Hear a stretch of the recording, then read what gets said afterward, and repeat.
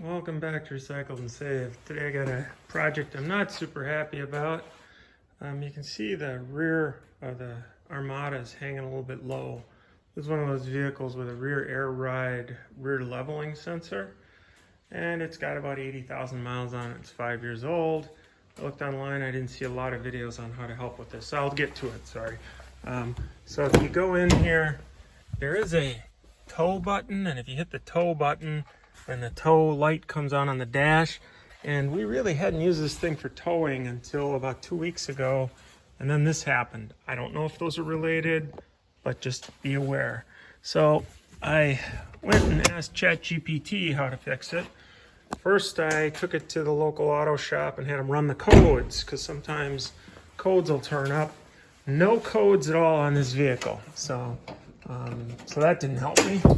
Then the next thing it suggested was to check your fuse, and it said, here's your fuse box. Let me get this popped open, if I can do this one-handed while you guys are watching. Let me set you guys down for a second.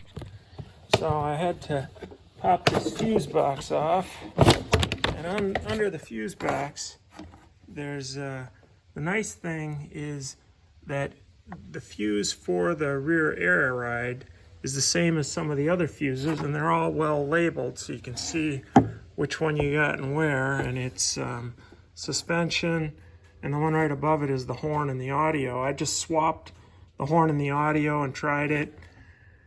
Everything works, didn't affect it, so I knew it's not a fuse, so I can put that back together. Then after I got the fuses done, the next thing is the relays.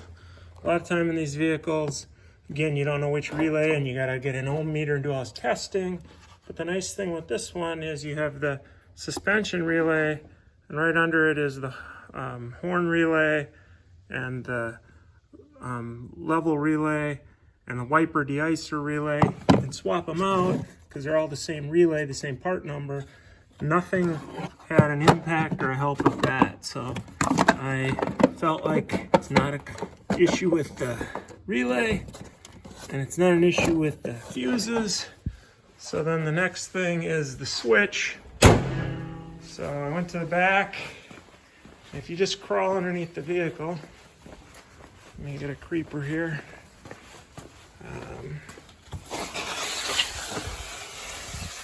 These really expensive low profile creepers. So anyway, if you look underneath in the back, you can see that there's this little lever right here, and if you get a screwdriver and pop this, you can pop this ball off. So you gotta pop it off here, pop it off here, pop this back, and then you can move this up and down and see if this is having any impact to see, gee, is this powering to it or not. Then after you're done with that, if that doesn't cause you to get a solution, then you can go to the air compressor. The air compressor, underneath, it's easy to see here because I took the spare tire out so you can see this. Otherwise the spare tire would normally be right here, and you'd have to be looking from the back and see the compressor motor and the compressor. So when you pop this,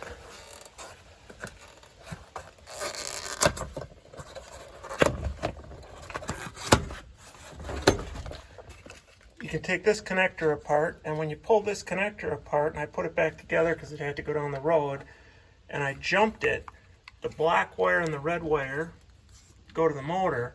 So regardless of what's happening with the sending in at the sensors, I should be able to put power to that motor. And when I put power to this motor, it just clicks. So either the motor's locked up or the compressor's locked up.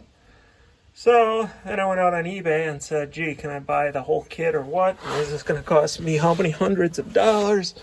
And I was pleasantly surprised, maybe pleasantly surprised for me if I was delivering pizzas and trying to make a go of it. $100 is still $100, but I found that I could buy the entire compressor unit, complete, brand new, for about $130 on eBay, and that just came. So you pop it out of here.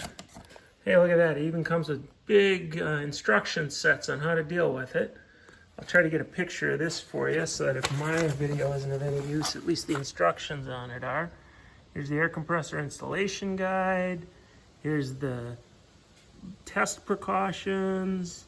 And here's post replacement test to make sure it works. And that's it. And it's well packed with foam and everything. And see that it's that complete unit. Oh my gosh, it even has the, I didn't expect it to have that mud cover and everything, but it does. It's even got the bracket, so apparently, instead of taking the compressor and the motor off, I take the entire bracket completely off the frame and plug it in. Oh my gosh, they got the plug sticking out. I had to pull the other one open to get to the plug, so this is a pleasant surprise. I will either edit a video or do a follow-up part 2 video to show what came of it after I got it together. Thanks for watching. Recycled and Saved. Subscribe.